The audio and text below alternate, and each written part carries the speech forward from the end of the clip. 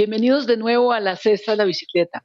Esta vez la travesía va a ser pensando un tema clave para el desarrollo de este país, cómo la lectura ha ido transformando poco a poco al país en un mejor país, un país que se reconoce a sí mismo, que se reconoce en el contexto mundial, que explora la diversidad, que valora el conocimiento, que valora a los demás. Para hacer este recorrido, hoy nos acompaña Diana Carolina Rey Quintero, comunicadora social, experta gerente y gestora cultural, actual directora de Fundalectura, directora durante varios años de la Feria Internacional del Libro de Bogotá, tal vez el evento del libro más importante del país y de América Latina, pero también alguien que acompañó a Bogotá en un proceso muy importante que fue la designación de esta ciudad como ciudad capital mundial del libro.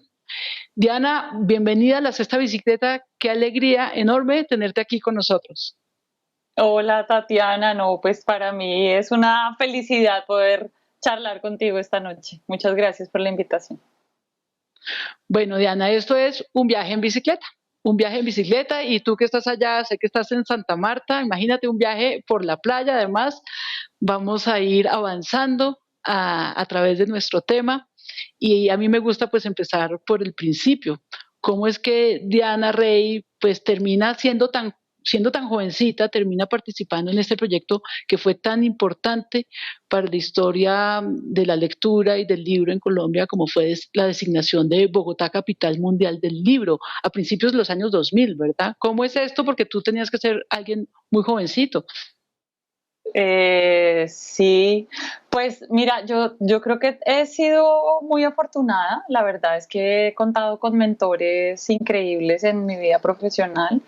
Yo llegué a la Secretaría de Cultura por una convocatoria pública y entré a la gerencia de literatura a trabajar estaba terminando, yo creo que la administración Mocus.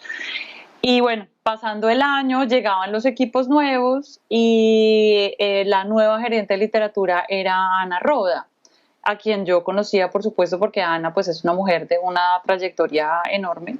Y bueno, cuando llegó, le pregunté si quería que yo siguiera trabajando con ella y empezamos a reestructurar un poco lo que sería en ese momento las apuestas que yo creo pues han sido como muy importantes para la ciudad. La designación fue una de ellas. Marta Sen en ese momento era la secretaria de Cultura y nos pidió hacer toda la averiguación de lo que significaba esa designación. Recuerdo que con Ana trabajamos y preparamos un dossier muy extenso. Bogotá ya tenía red de bibliotecas, quizás no tan robusta como en este momento, pero ya tenía una red de bibliotecas. La Feria del Libro de Bogotá ya tenía, no sé, por lo menos 20 y algo de versiones y era también una feria importante, consolidada. Y Fundalectura en ese momento manejaba los paraderos para libros para parques, que son estas bibliotecas en parques, que son pues un escenario de promoción de lectura no convencional fundamental. Y a partir de ahí empezamos a hacer muchas entrevistas, a contactar a muchos gestores culturales, a muchas personas que en las localidades estaban trabajando con temas relacionados con la literatura. Y bueno, organizamos un dossier muy fuerte, muy robusto. Y Bogotá fue la primera ciudad latinoamericana en tener la designación en el 2007.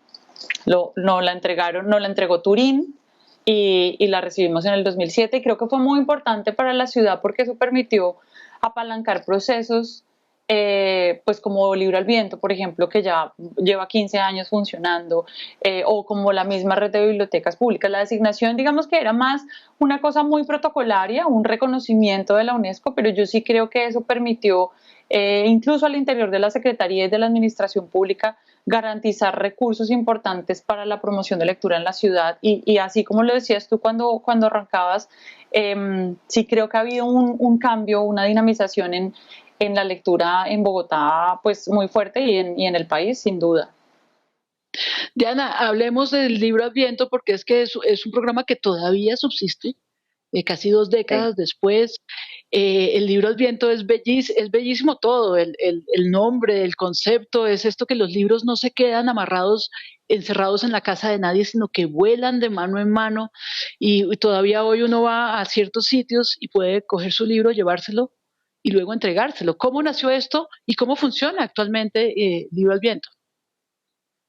Pues mira, Laura Restrepo, no sé si ustedes recuerdan que fue la secretaria de Cultura que realmente nombró en ese momento Lucho Garzón, que era el alcalde. Pero Laura se ganó el premio Alfaguara en ese enero y la verdad estuvo muy poquito tiempo. Yo creo que Laura no alcanzó a estar en el cargo, no sé, un par de meses. Pero cuando tuvimos las primeras reuniones con ella, Laura tenía la idea de hacer una campaña de promoción de lectura que pusiera a circular muchos libros, digamos, eso era lo que ella quería hacer desde la Secretaría.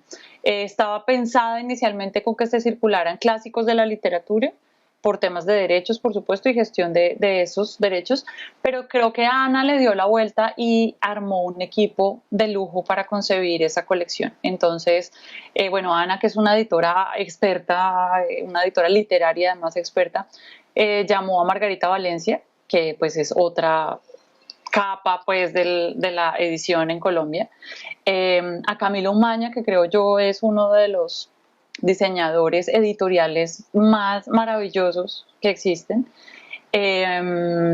Y con ellos empezamos a trabajar la idea de cómo era Libro al Viento, qué era Libro al Viento, ¿no? Cómo era esta colección. Nos pensamos incluso hasta el formato de los libros no es gratuito. El formato de los libros, por ejemplo, está pensado, eso se lo pensó Camilo para que no hubiese desperdicio en el pliego, por ejemplo, y pudiéramos sacar libros muy baratos, producir libros muy baratos con tirajes muy grandes, pero que fueran libros. Es decir, aquí había una necesidad de dignificar el objeto y lo que queríamos es que fuera una colección hermosa, una colección de muy alta calidad y que, como tú decías, circulara en manos de los bogotanos, pero que la gente sintiera que era un libro. Y lo otro que nos interesaba mucho era quitar en ese momento la idea de que lo público era feo, de que cualquier cosa que se hiciera desde lo público era feo, era pobre, era mal cuidada. Entonces ahí digamos que se pensó una colección preciosa y yo en este momento creo que ya van unos 105 títulos más o menos. La colección ha venido cambiando a medida que las administraciones cambian, los editores pues tienen miradas distintas de lo que debe ser, pero lo que sí es muy importante es que la colección sobrevive y yo creo sin lugar a dudas que es pues de las iniciativas de promoción de lectura más importantes de este país, es Libro al Viento, o sea, es increíble que Es haya divino, sobrevivido, es increíble que haya sobrevivido y bueno, es creo que divino tiene detrás esto, ¿no? y la regla de juego es que vuela. Si usted está en alguna calle de Bogotá, en algún restaurante de Bogotá y se encuentra una cajita con libros de colores, los puede coger. Se puede llevar los libros a la casa, si una vez lo lea, lo tiene que entregar para que huele y se lo entregue a otra persona. Es más, lo puede coger y si no le gustó, no lo lea, pero también se lo entrega a otra persona. La consigna es una consigna que hay entre todos los ciudadanos, digamos, en Bogotá, es que los libros son de todos, nos pertenecen a todos y nadie los atesora.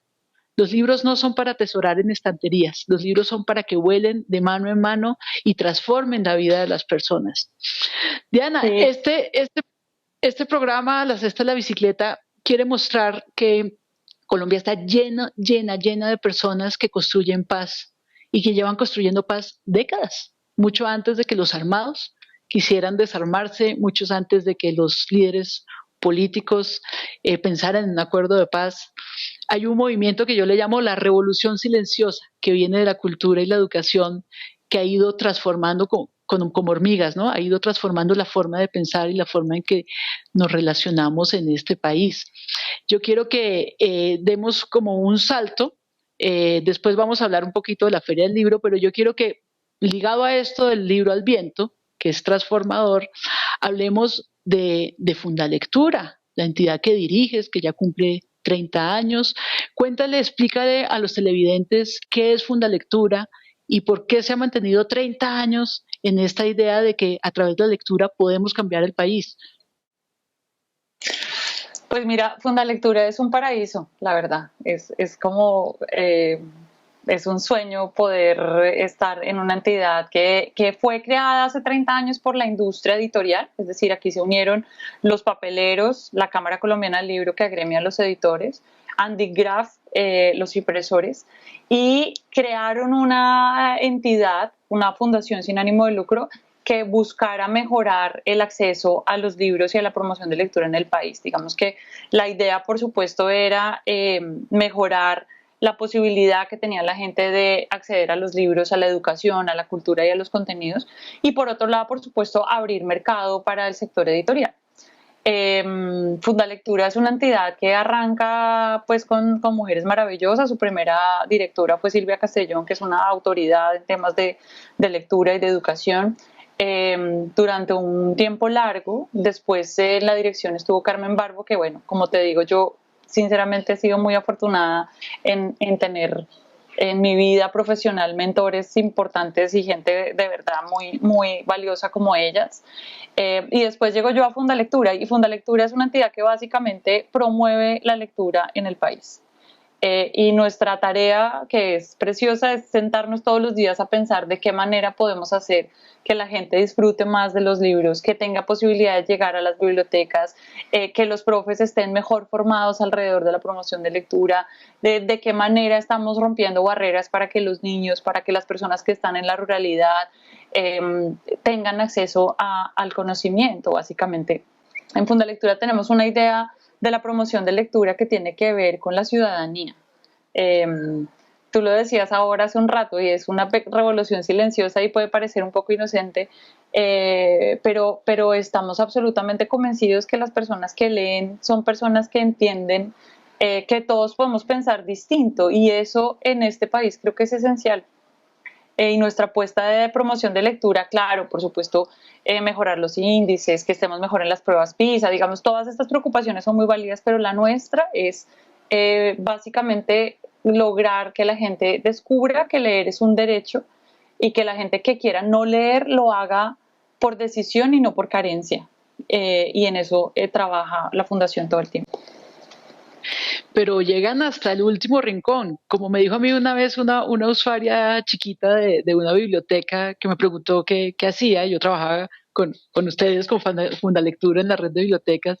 Yo le expliqué lo que hacíamos. Me dijo, o sea que básicamente tú lees cuentos todos los días. Y le decía, sí, básicamente yo leo cuentos todos los días, y eso es lo que me hace tener una imaginación, poder imaginar el futuro y poder transformarlo.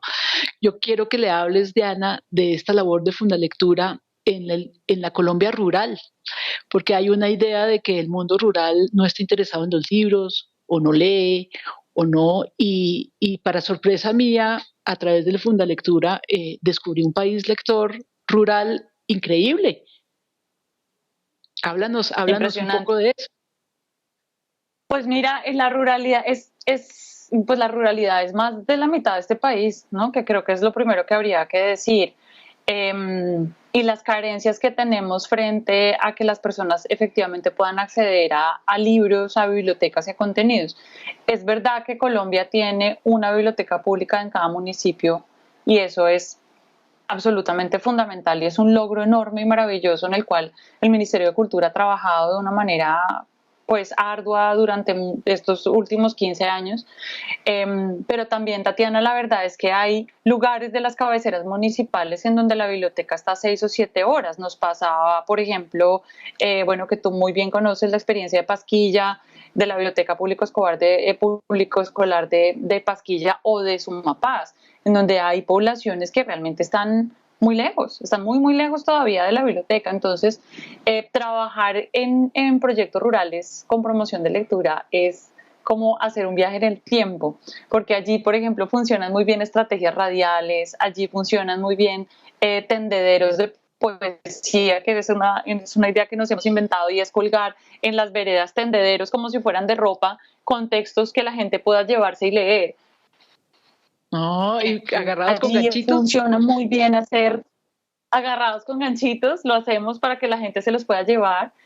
Incluso nos ha pasado una cosa muy bella, y es que dejamos pues hacemos selecciones de textos poéticos o de cuentos cortos y demás, y nos dejan otros textos escritos por las personas de las veredas, por ejemplo. Entonces empieza ahí una comunicación como epistolar muy, muy bonita. A la gente le gusta mucho leer, o sea, que creo que hay un tema también de subestimar quién es el otro, ¿no? Siempre nos dicen, no, es que los jóvenes no leen, es que se la pasan pegados al celular. Bueno, hay que entender cuáles son las dinámicas de ese otro, y en la ruralidad las dinámicas son distintas. Entonces, en muchas veredas, por ejemplo, tienen megáfono para anunciar la misa y para anunciar, no tengo idea, que pasa el camión del agua y demás. Entonces, hemos hecho alianzas, por ejemplo, con las personas que manejan los megáfonos para hacer lectura en voz alta, y es impresionante. Tú ves, las personas se sientan a escuchar no sé, como en Montecristo, digamos, en las tabacaleras, ¿no? O sea, alguien que te lee en voz alta funciona muy bien. Y lo otro que hemos hecho en ruralidad, que es muy bonito, son ejercicios de edición comunitaria. En eso, bueno, Margarita Valencia nos ha dado, pues, toda la formación.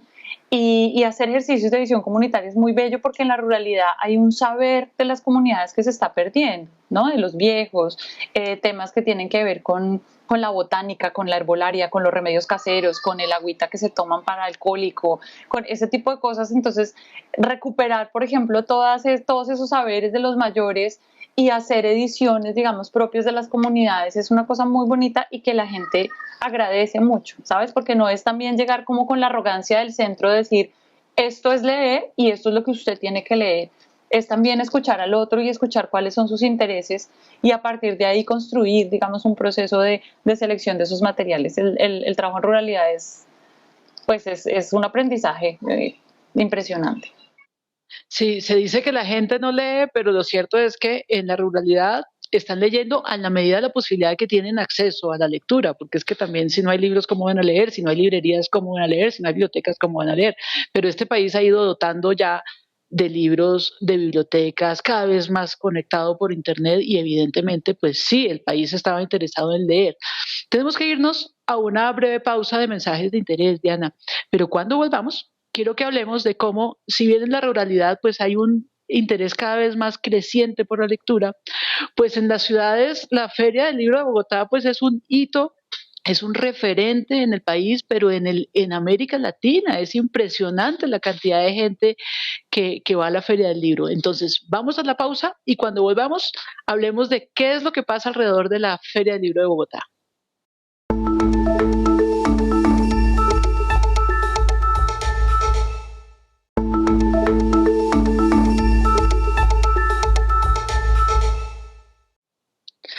Estamos de regreso en la Cesta de la Bicicleta, hoy con Diana Rey, alguien que se ha dedicado por entero a la promoción de lectura, alguien que está aferrada irrevocablemente a su convicción sobre cómo los libros, la lectura, están haciendo de este un mejor país. Diana, bienvenida de nuevo a la Cesta de la Bicicleta. Quiero que hablemos ahora de cómo la Feria del Libro de Bogotá fue tomando una dimensión increíble, increíble, como, si bien ligado a este movimiento de democratizar el acceso libre y gratuito al libro, al mismo tiempo se ha creado una base que consume y que paga bastante bien por los libros, cosa que ha llevado pues a Colombia y a Bogotá a ser un referente. ¿Cómo fue tu experiencia siendo directora de la FILBO, de la Feria Internacional del Libro de Bogotá? Ay, pues mira, yo creo que la feria es, pues sin duda, como uno de mis hijitos adorados. Cuando yo llegué a la feria del libro, mira, es muy curioso, cuando yo estaba en la universidad, eh, conseguí un trabajo que era ser encargado de sala en la feria del libro de Bogotá. Eso significaba que yo era de las chicas de la camiseta que ponían el agua, arreglaban el micrófono, organizaban el salón entre evento y evento. Y me acuerdo que en esa feria pensé como, esto es lo que yo quiero hacer en mi vida. O sea, yo realmente quisiera poder estar al frente de un proyecto así. Y años después llegué a la Cámara Colombiana del Libro con un proyecto completamente distinto, para el cual me llamó Moisés Melo, que era hacer el Día del Libro, que era un proyecto que tenía la primera dama, para que el 23 de abril se hiciera toda una movida nacional alrededor, no solo del Día del Idioma, sino de la lectura y la promoción de lectura. Bueno, yo arranqué ese proyecto y al mes Moisés me dijo, quiero que te encargues de la feria. Y bueno, yo estaba súper asustada, la feria era en ese momento pues un equipo muy pequeño, una feria que estaba, que necesitaba muchísima reestructuración y ahí vuelvo y te digo, he tenido muchísima suerte. Moisés Melo en ese momento era el presidente de la Cámara Colombiana del Libro y Juan Camilo Sierra era el director del comité de ferias. Y con Juan Camilo empezamos a trabajar muy duro en una propuesta de reestructurar la feria y de organizar cómo sería el ideal de ese equipo. Yo recuerdo que me fui a Guadalajara a conocer todo el equipo y cómo funcionaba la Feria Libre de Guadalajara, fui a Frankfurt, me fui para todas las ferias importantes del mundo y con Juan Camilo reestructuramos el equipo. Le propusimos, digamos, a la Junta como vea, la feria necesita esto, o sea, necesitamos mínimamente esto para organizar un proyecto internacional realmente.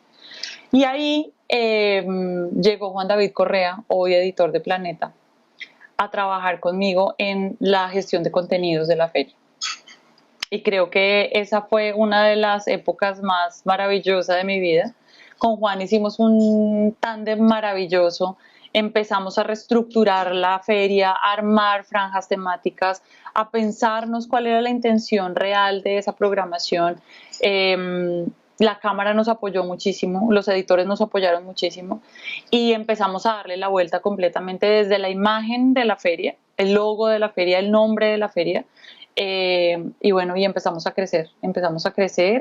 Yo creo que durante esos años, pues la feria llegó a tener una dimensión muy importante, pero por lo que hacía la feria eran también pues una postura política. Yo creo que la feria es una postura política, los contenidos de la feria eran una postura política. Y con Juan lo que pensábamos era traer nombres que fueran muy taquilleros, por supuesto, que fueran muy comerciales, tratar de hacer una programación equilibrada, pero siempre teníamos y creamos esta franja que ahora hablando contigo la recuerdo especialmente, se llamaba Conversaciones que le cambiarán la vida. Y en Conversaciones que le cambiarán la vida intentábamos meter a estos autores que tenían cosas importantes que decir.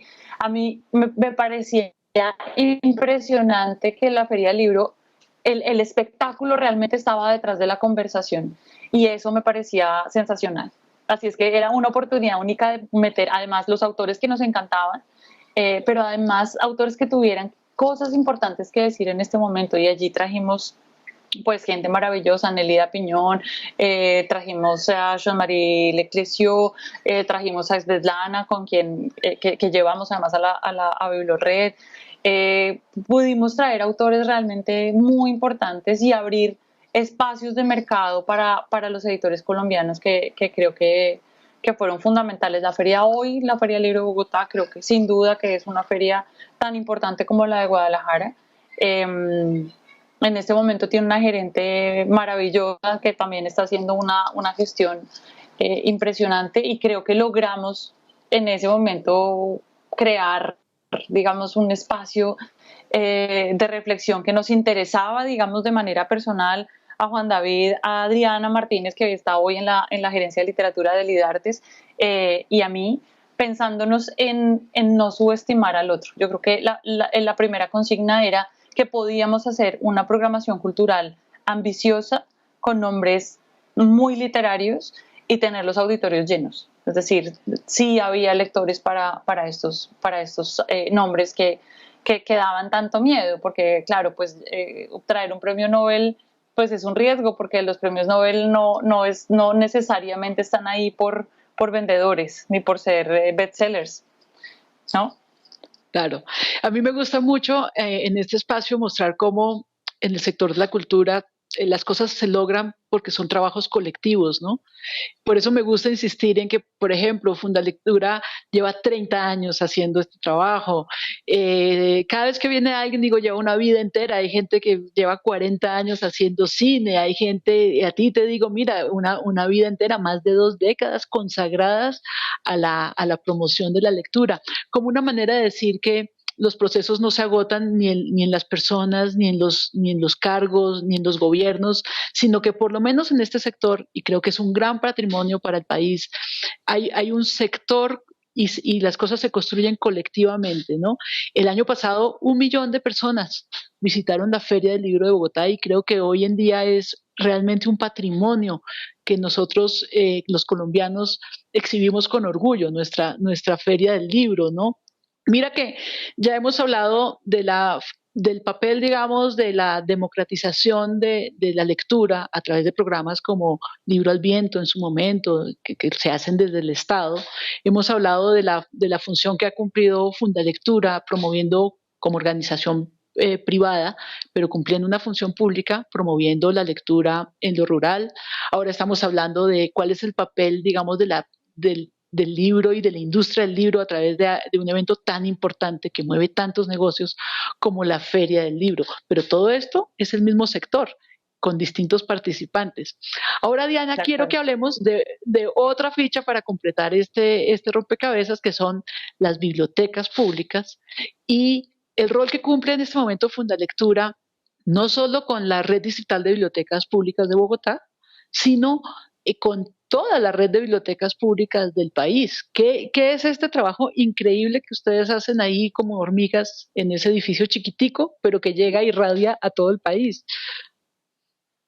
Uy, pues Tatiana, yo creo sinceramente que las bibliotecas son el equipamiento cultural más importante que tiene Colombia. En algunos municipios lo único que existe es la biblioteca. O sea, hay municipios en donde no existe nada más. Y en la biblioteca, por la biblioteca pasa todo. Por la biblioteca pasa la defensa civil, y pasa los temas de lo público, y pasa la familia, y pasa el cine, y pasa todo. Todo pasa en las bibliotecas públicas. Así es que creo que es sin duda el espacio cultural más importante que tiene el país. Sin duda. Nosotros llevamos ya 15 años trabajando de la mano de la Biblioteca Nacional y del Ministerio de Cultura en apoyar todos los temas de dotación y actualización de la red de bibliotecas públicas de Bogotá.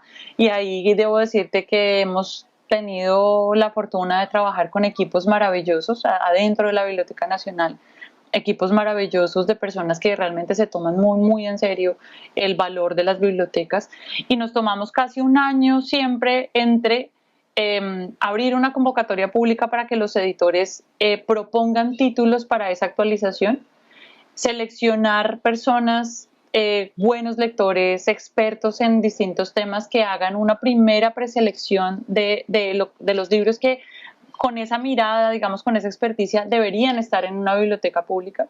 Pero lo más bonito que tiene este proceso es que la selección final, la priorización de esos libros la hacen los bibliotecarios públicos. Antes de la pandemia traíamos 25 bibliotecarios de distintos lugares del país a sentarse de tú a tú con estos expertos y entender cuál había sido esa preselección que habían hecho los expertos. Y por otro lado, los bibliotecarios también manifestaban allí cuáles eran sus necesidades y las necesidades de su biblioteca y de su comunidad. Yo recuerdo, por ejemplo, Tatiana, que recién llegada a Fundalectura me llegó una carta de una persona furiosa diciéndome que cómo era posible que nosotros hubiéramos comprado unos libros sobre manicure para las bibliotecas públicas, que les parecía que eso era pues como un exabrupto, y que obviamente los libros que tenían que ir tendrían que ser libros de literatura pura y dura.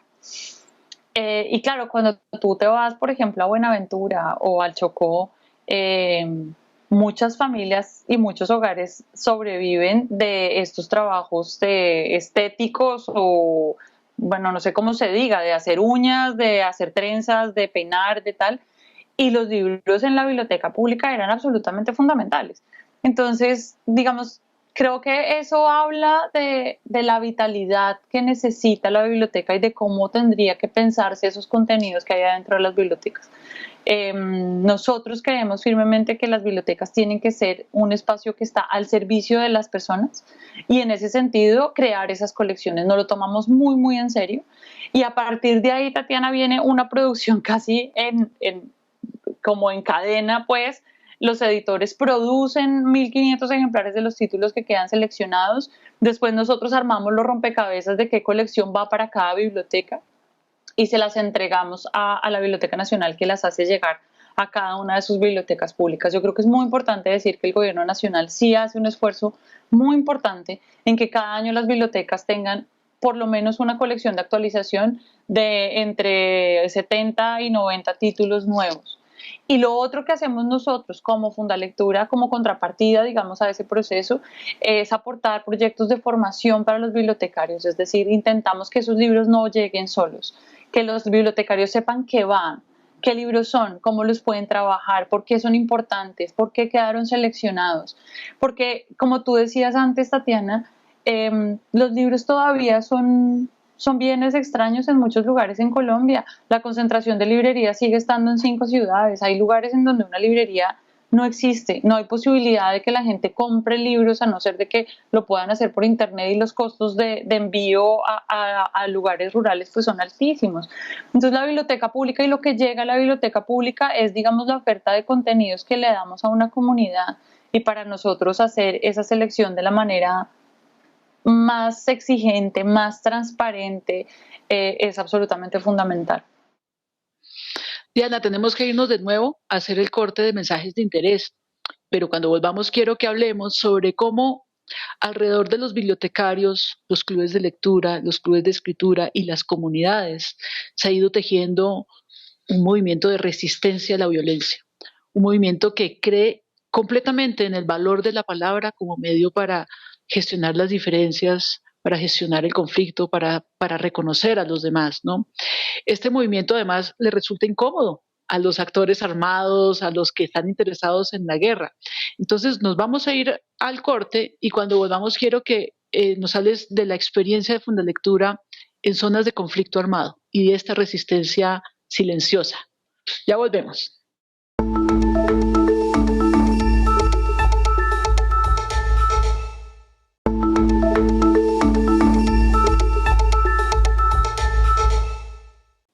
Estamos de nuevo en la cesta de la bicicleta, hoy hablando sobre cómo la lectura ayuda a construir paz y a transformar este país, no solo ahora, sino que lleva haciendo esto en un proceso que dura ya varias décadas.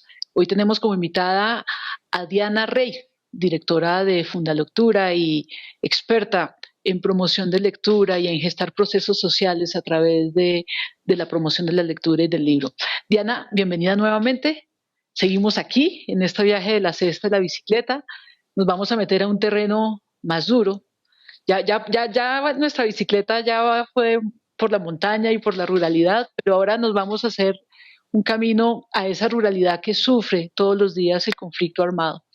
Quiero hablar de esto especialmente porque hace no mucho en Samaniego ocurrió una masacre horrible de unos muchachos que tenían en común todos que eran gestores culturales, deportistas y asiduos de su biblioteca pública en Samaniego.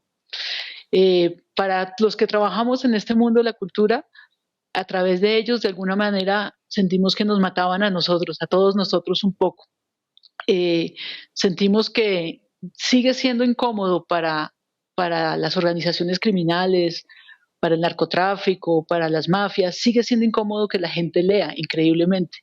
Sigue pareciendo como que un interés que la gente no acceda a la cultura y a la lectura porque incomoda a alguien.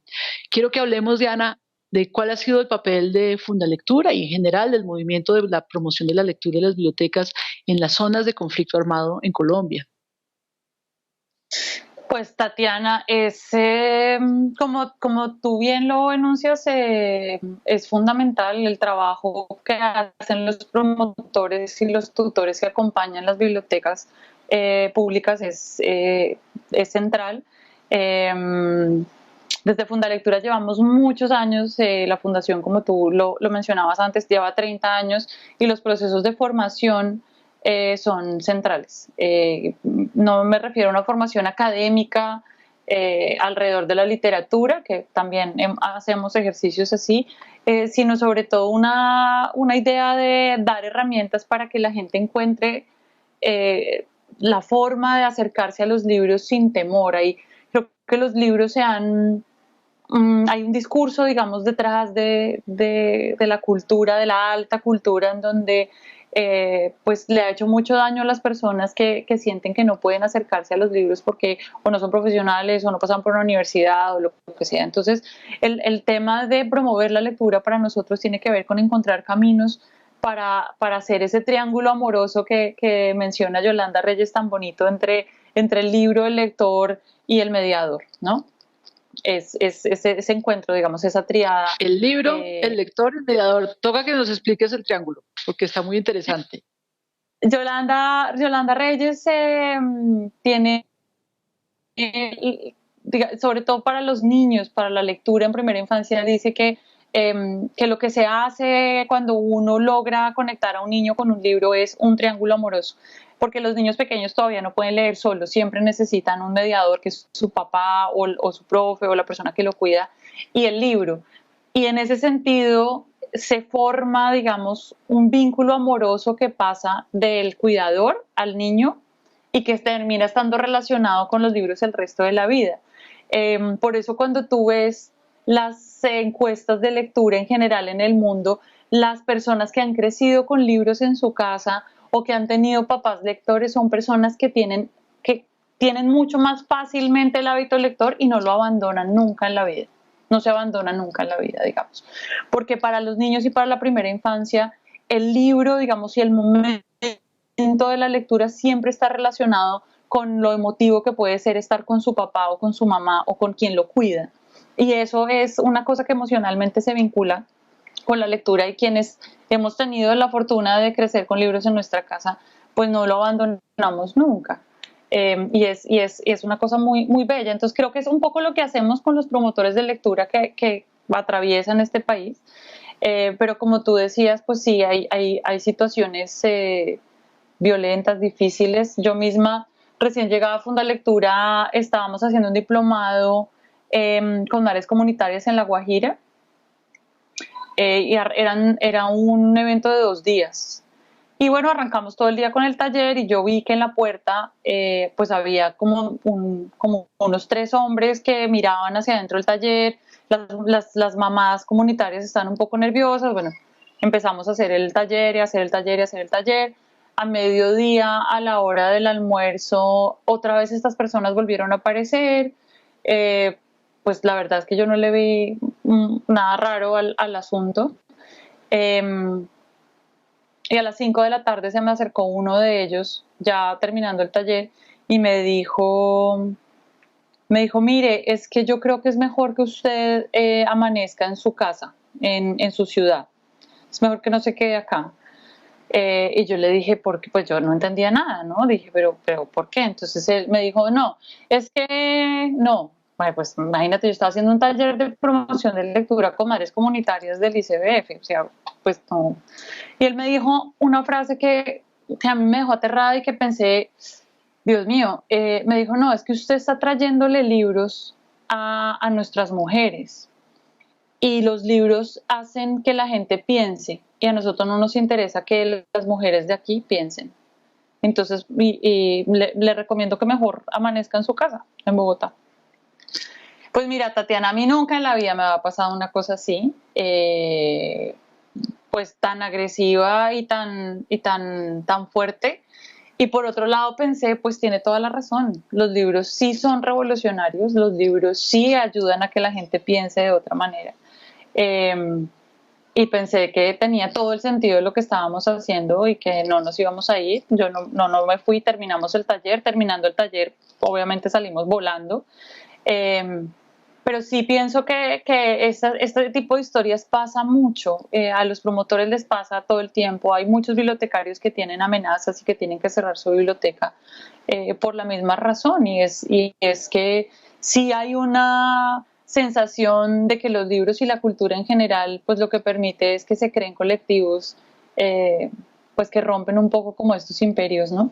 Y fue, pues para mí fue tremendamente agresivo las dos cosas. Uno, que pensaran que los libros fueran tan revolucionarios, pero sobre todo esta idea que tenían de que las mujeres no podíamos pensar, y que los libros les daban la posibilidad de pensar, y eso me pareció brutal. Yo creo que genuinamente no pensé que me fueran a lastimar, pero sí fue muy agresivo pensar que lo que estábamos haciendo era llevar un ejercicio de formación para la comunidad y que eso, en vez de sentirlo como una muy buena posibilidad, fuera como una amenaza, digamos. Y creo, Tatiana, que esto pasa para los promotores de lectura y para los gestores culturales en todas partes, es decir, Pues fíjate, desafortunadamente. fíjate Diana que últimamente en Bogotá, a raíz de los movimientos juveniles de resistencia, digamos, y de la confrontación que ha habido en las calles en los últimos días, que viene ocurriendo desde hace un año, pues con el paro, pero sobre todo en los últimos días es muy llamativo que lo que los muchachos, la forma de protestar de los muchachos sea creando bibliotecas populares. No sé si has visto esto, se Claro, reúnen por varios, supuesto. hacen una biblioteca y yo creo que esa es una forma muy potente, es un llamado de atención de los jóvenes que nos están diciendo no estamos de acuerdo con lo que está pasando, no estamos de acuerdo con la injusticia social, no estamos de acuerdo con la inequidad de este país, pero creemos que esto hay que cambiarlo por la vía de la palabra. Y no en vano son las bibliotecas comunitarias, las bibliotecas populares y los mismos usuarios de las bibliotecas públicas los que están abanderando, digamos, esta manera, esta postura ante la vida, ¿no? Es la palabra y el libro de alguna manera es símbolo de que podemos construir a través de la palabra, Diana. Yo recuerdo tanto, Sí, tanto, tanto, tanto el caso de la bibliotecaria del Castillo Meta, ¿no? Que escribió una crónica sobre ella. Ella fue una mujer que también ha dedicado su vida a la promoción de la lectura y estaba convencida que si lograba que los niños estuvieran dentro de su biblioteca, pues sencillamente los grupos armados, los muchos grupos armados que pasaban por su territorio, no se los iban a poder llevar, ¿no? Yo creo que es esto mismo lo que estás relatando tú, ¿no? sí, pues Tatiana, yo creo genuinamente además que claro, en los libros realmente somos iguales, digamos, ahí como lectores somos todos iguales, ahí no hay, digamos, barreras. Y creo que la posibilidad de compartir la biblioteca, los libros, la conversación alrededor de los libros, eh, pues sí genera unos cambios sustanciales en la mentalidad de las personas. Fíjate que Fundalectura hizo con el Ministerio de Cultura en el 2014 un estudio de retorno social de la inversión en las colecciones de primera infancia. Y fue un estudio muy bello porque se hicieron en todo el país unos grupos de control de familias que no asistían a las bibliotecas públicas y que no tenían contacto con las colecciones de primera infancia, y otro en donde sí, las familias iban a las bibliotecas, disfrutaban de la programación, conocían las colecciones y tal. Y claro, ese estudio que tiene como una matriz macroeconómica basada en el estudio de retorno social que hace Bookstart en el Reino Unido, lo que arroja en Colombia es que por cada peso invertido en libros regresan 4.8, casi 5 pesos a la comunidad. Y eso se ve reflejado en menor deserción escolar, en que los jóvenes están menos expuestos a la delincuencia porque tienen una ocupación distinta del tiempo libre. Hay muchas, muchas miradas de lo que significa ese retorno social, pero una que es impresionante es las familias que tenían acceso a las colecciones y a las bibliotecas, por ejemplo, hicieron modificaciones en las pautas de crianza de los niños y eran familias que ya no utilizaban la violencia, por ejemplo, para corregir a los niños. Eran familias que empezaron a utilizar la palabra y los argumentos para criar a sus hijos. Y mira, Tatiana, que eso es como de las cosas que le dan sentido al trabajo que hacemos. O sea, cuando yo leí ese estudio pensé, mira, esto, solo lograr esto en este país ya vale la pena. Los cambios, digamos, de los índices de lectura son tremendamente lentos. Siempre que vemos una encuesta, la sensación es que la gente no lee. Yo creo que los esfuerzos se están empezando a notar y creo que este tipo de estudios que nos dan estas luces ya te dan como la respuesta de que lo que estás haciendo vale la pena. Eso justifica todo, eso es todo. Utilizar la palabra en Todo, vez de las balas. Es que es tan sencillo como eso. todo. Nadie está diciendo que pensemos igual, nadie está diciendo que estemos de acuerdo, nadie está diciendo que leamos lo mismo, pero estamos diciendo que todas esas diferencias las podemos hablar, las podemos conversar a través de la palabra. Diana Carolina Rey, se nos empieza a acabar el tiempo. ya hay muy poquito tiempo, pero no quiero despedir el programa sin que antes nos cuentes de qué manera la pandemia nos está planteando unos retos y un universo y un panorama completamente distinto para la lectura, para la promoción de la lectura y para la construcción de estos vínculos de los que estabas hablando en tu triángulo amoroso. Estos vínculos que se construyen alrededor de la lectura pues implican una cercanía física que ahora es muy difícil con la pandemia. Entonces quiero que dediquemos estos últimos minuticos que nos quedan para que nos cuentes cómo la pandemia ha cambiado esta visión de la promoción de la lectura y qué viene para el futuro de la lectura y de Diana Rey, por supuesto. Pues mira, yo creo que este año ha sido un reto brutal para todos. A nosotros desde la Fundación, que siempre hemos venido trabajando muy de tú a tú con las comunidades, muy de ir, de viajar, de meternos adentro de las zonas rurales, de trabajar con profes ahí, muy, muy de la mano, pues obviamente nos ha significado replantearnos muchas cosas. Encontramos en herramientas como el WhatsApp un camino maravilloso, y es que en este país casi todo el mundo tiene WhatsApp, y a través de WhatsApp hemos podido hacer formación, mandar audios, acompañar, seguir acompañando a los profes a distancia, porque claro, obviamente la virtualidad y muchas veces las plataformas pues no funcionan muy bien en muchos escenarios rurales. Han pasado cosas maravillosas a pesar de las dificultades, Tatiana. Una, por ejemplo, es que nosotros en este momento somos los concesionarios de la red de bibliotecas públicas de Bogotá. Y desde que empezó la pandemia empezamos a diseñar un proyecto para que se prestaran los libros a domicilio de la red, que eso tenía todas unas implicaciones. Bueno, tú que estuviste ahí en la gerencia sabes muy bien con la Contraloría, con lo que significa la custodia de los libros y demás.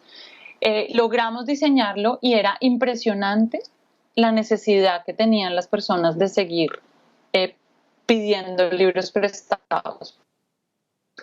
Y hay que la red de bibliotecas y que las grandes bibliotecas, las 4 grandes de Bogotá, prestaran libros a domicilio durante la pandemia fue muy, muy importante, con todos los protocolos, con la desinfección que eso significa, que la gente estuviera tranquila y supiera que los libros estaban llegando bien. Ha sido impresionante ahora desde septiembre que logramos reabrir las bibliotecas, cómo la gente sigue yendo, claro, con más temor, con más cuidado, no podemos tener programación como la que teníamos antes, pero la gente sigue yendo a la biblioteca, la gente necesita de su biblioteca. La biblioteca es un espacio central para la construcción de comunidad, o sea, creo que eso hace que sea muchísimo más que un repositorio de libros. Entonces, ¿qué creo que viene, Tatiana? Creo que, bueno, el virus está aquí y seguramente estará mucho más tiempo. Desde Fundalectura le estamos apostando a mantener, digamos, la cercanía con nuestras comunidades, con nuestros aliados.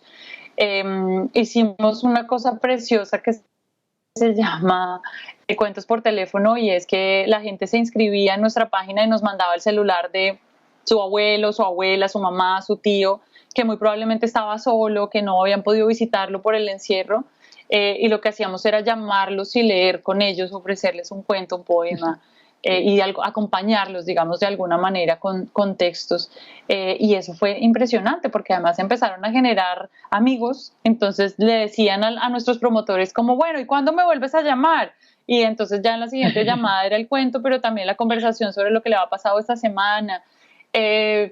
Yo siempre creo que los libros encuentran la manera de llegar a las manos que los necesitan, y a través del trabajo que hacemos en la Fundación, pues nuestra gran preocupación es lograr que ese encuentro se lleve a cabo de la mejor manera. Mira que el año pasado, y te lo cuento no porque hayamos estado en pandemia, pero puede ser como una manera de entenderlo, cuando inauguramos la biblioteca de la cárcel distrital, se me acercó un señor privado de la libertad y me dijo como, ay, yo quiero pedirle por favor que usted si puede traernos por favor más libros para niños. Y yo hablé con Ángela, que tú, a quien conoces, la promotora de lectura de allá, Y le digo, Ángela, pero en esta cárcel no hay niños ni dejan, o sea, no hay niños, no como en otras cárceles en donde las mamás tienen a sus chiquitos como hasta los 2 años allí adentro, digamos, en el encierro. Entonces, no, y realmente cuando pensamos la colección se pensó con muy pocos libros para niños porque pues justamente no es que haya una población que esté ahí durante todo el tiempo. Y el Señor me dice esto, Tatiana, que a mí de verdad me arrugó el corazón. Me dice, no, lo que pasa es que yo cojo mis tarjetas de llamada y todas las noches le leo un cuento a mi hijo por teléfono, porque es la única manera que tengo de que él sienta que yo todavía estoy ahí. Y te lo cuento, claro, más allá de la anécdota que es muy, muy emotiva, porque creo que eso es lo que nos está pasando en la pandemia y es que descubrimos lo que era estar encerrados, descubrimos lo que era estar sin contacto con los demás y muchas veces los libros lo que hacen es como tender ese puente y esa es como la apuesta, por lo menos la mía, digamos, ahora. Diana Carolina Rey Quintero, se nos acabó el tiempo. Muchísimas, muchísimas, muchísimas gracias. Creo que lo que hay es futuro. De verdad que cada vez que me acerco al mundo de las bibliotecas, de la lectura, de la promoción de la lectura, lo que siento es que a pesar de todas las cosas que pasan en la televisión, como decía mi hija cuando chiquita, las cosas malas pasan en la televisión, en la vida real, en la otra vida, están pasando cosas increíbles que pasan como invisibilizadas. Quiero agradecerte que hayas venido, pero sobre todo quiero a través tuyo agradecer a los cientos, cientos, si no miles de promotores de lectura de este país, que son la esperanza y el futuro de Colombia. Nos toca despedir la cesta de bicicleta. Muchísimas gracias por venir, Diana, y a ustedes, bienvenidos siempre a la cesta de la, de la bicicleta, no de la biblioteca, pero bicicleta y biblioteca Ruhlmann. Nos vemos en 8 días aquí en la cesta de la bicicleta.